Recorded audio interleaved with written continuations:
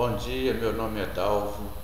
Vamos dar continuidade à leitura do livro A Caminho da Luz, ditado pelo Espírito Emmanuel, psicografado por Chico Xavier.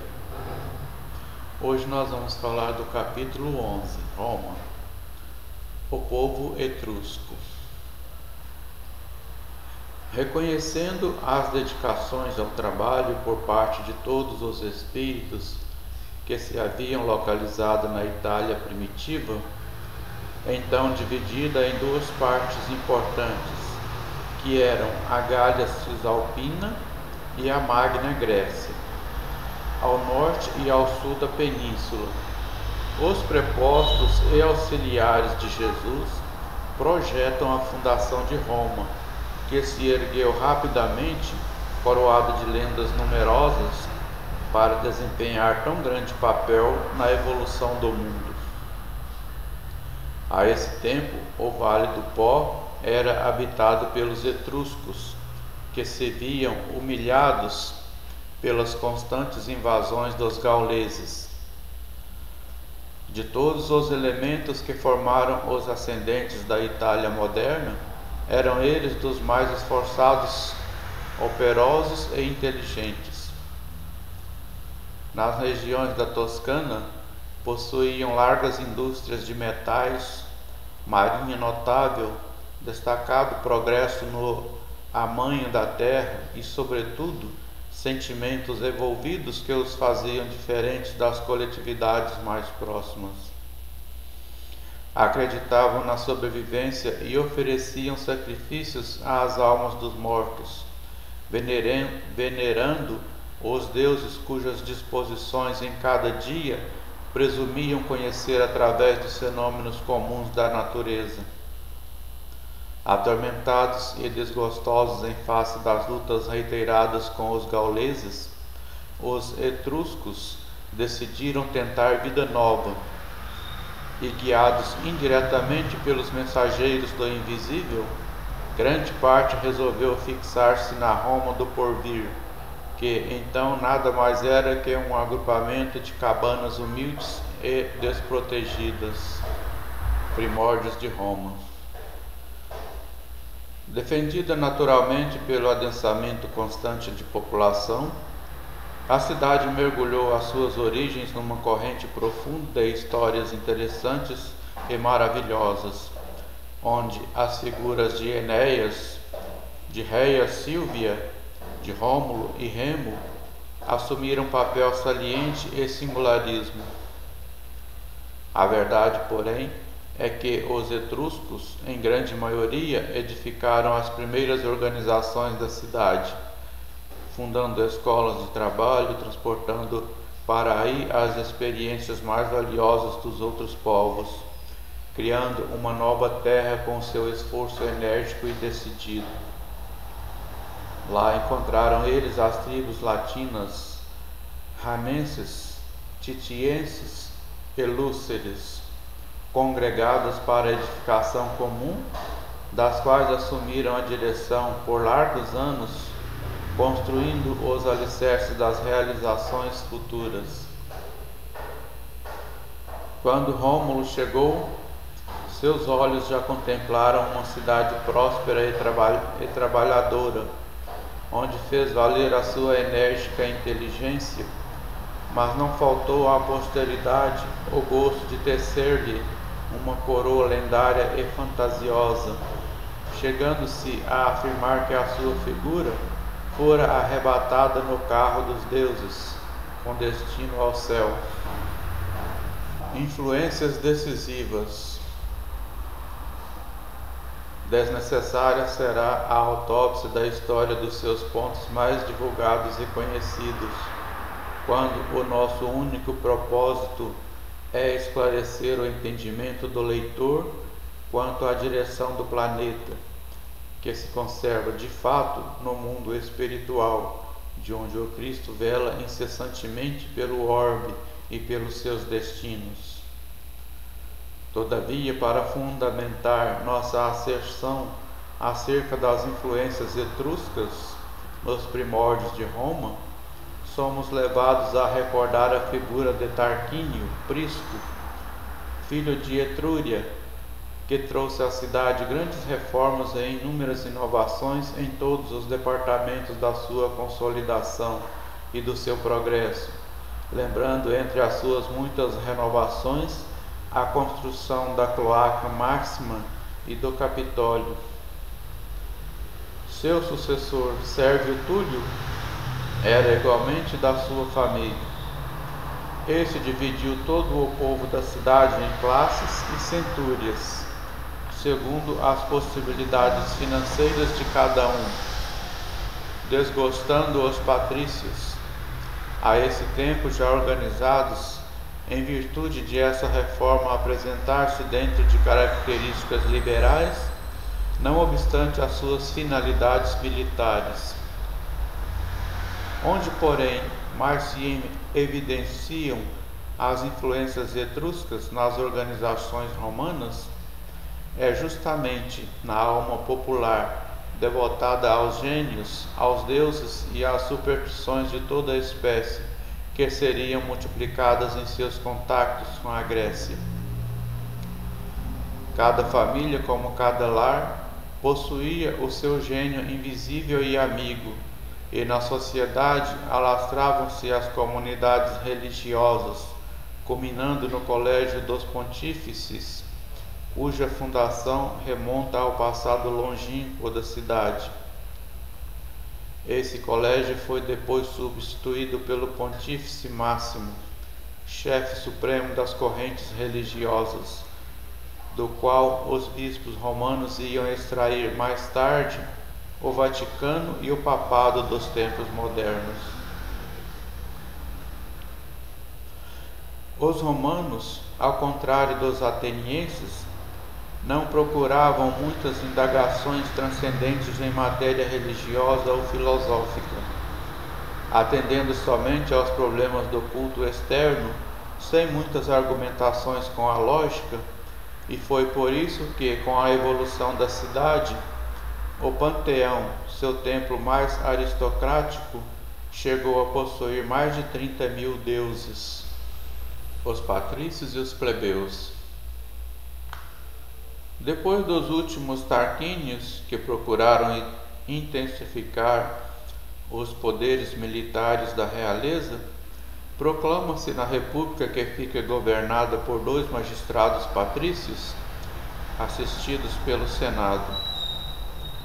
Grandes medidas são executadas para consolidar a supremacia romana, mas as classes pobres, oprimidas pelas mais ricas, que gozavam de todos os direitos, revoltaram-se em face da penosa situação em que as colocavam as possibilidades da ditadura preconizada pelos senadores, em casos especiais com poderes soberanos e amplos em todas as questões da vida e morte de cada um. Inspirados pelas forças espirituais que os assistiam, os plebeus em massa abandonaram a cidade, retirando-se para o Monte Sagrado. Mas os patrícios, examinando a gravidade daquela atitude extrema, lhes enviam Menênio Agripa, cuja palavra se desincumbe com felicidade da diligência que lhe fora cometida, contando aos rebeldes o apólogo dos membros e do estômago, que constituem no mecanismo de sua harmonia o perfeito organismo de um corpo. A plebe concorda em regressar à cidade, embora impondo condições quase que irrestritamente aceitas. Os tribunos da plebe inauguraram então um período de belas conquistas dos direitos humanos, culminando na lei Canuleia, que permitia o casamento entre patrícios e plebeus, e com a lei Ogúnia, que conferia a estes últimos as próprias funções sacerdotais. A família romana. Muito poderíamos comentar à margem da história, mas outros são os nossos fins, considerando-nos no dever de salientar aqui as sagradas virtudes romanas, na instituição do colégio da família, em muitas circunstâncias superior ao da própria Grécia, cheia de sabedoria e beleza. A família romana, em suas tradições gloriosas, está constituída no mais sublime respeito às virtudes heróicas da mulher e na perfeita compreensão dos deveres do homem ante os seus sucessores e os seus antepassados. Lembrando-nos de Roma, no seu áureo período de trabalho, enche-se-nos o olhar de lágrimas amargas. Que gênio maldito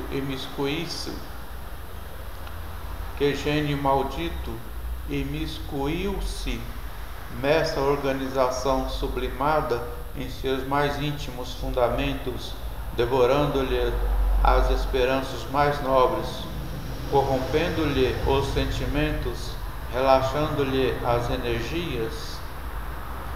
Que força devastadora derrubou todas as suas estátuas gloriosas de virtude?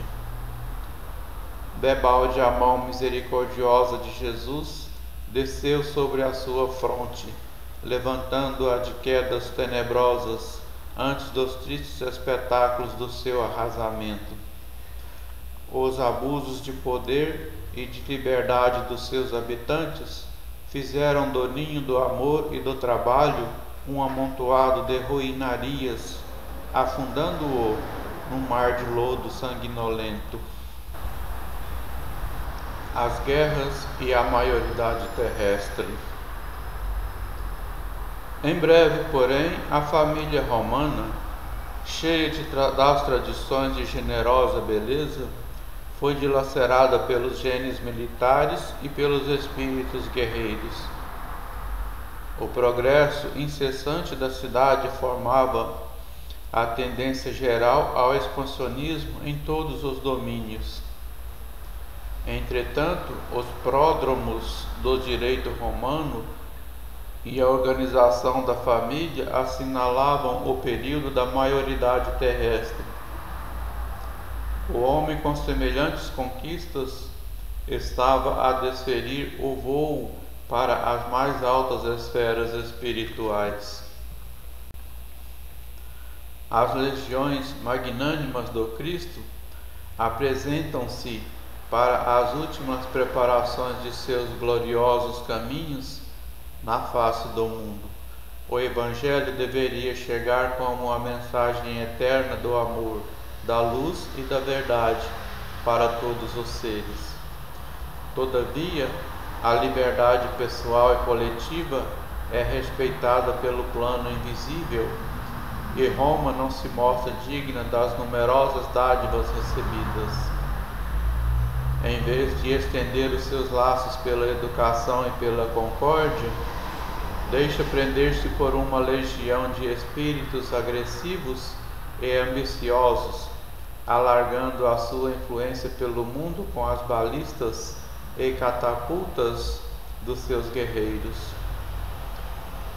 Depois das conquistas da península, empreende a conquista do mundo com as guerras púnicas, terminando por submeter todo o Oriente, onde também se encontrava a Grécia, esgotada e vencida.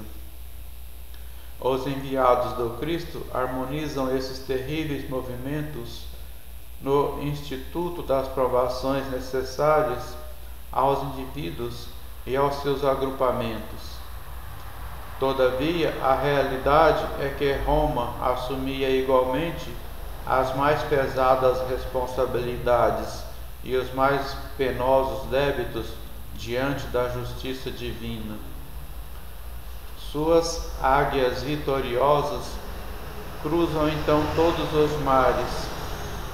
O Mediterrâneo é propriedade sua, e o Império Romano é o império do homem, ouvindo-se a voz diretora de um só homem para quase todas as regiões povoadas da terra. Nas vésperas do Senhor. As forças do invisível, porém, não descansaram, Muitas lágrimas foram vertidas no alto em vista de tão nefastos acontecimentos. O Cristo reúne as assembleias de seus emissários. A terra não podia perder a sua posição espiritual depois das conquistas da sabedoria ateniense e da família romana. É então que se movimentam as entidades angélicas do sistema nas proximidades da terra, adotando providências de vasta e generosa importância. A lição do Salvador deveria agora resplandecer para os homens, controlando-lhes a liberdade com a exemplificação perfeita do amor. Todas as providências são levadas a efeito. Escolhem-se os instrutores, os precursores imediatos, os auxiliares divinos. Uma atividade única registra-se então nas esferas mais próximas do planeta, e quando reinava Augusto, na sede do governo do mundo, viu-se uma noite cheia de luzes e de estrelas maravilhosas. Harmonias divinas cantavam um hino de sublimadas esperanças no coração dos homens e da natureza. A manjedoura é o teatro de todas as glorificações da luz e da humildade. E, enquanto alvorecia uma nova era para o globo terrestre, nunca mais se esqueceria o Natal, a noite silenciosa, noite santa.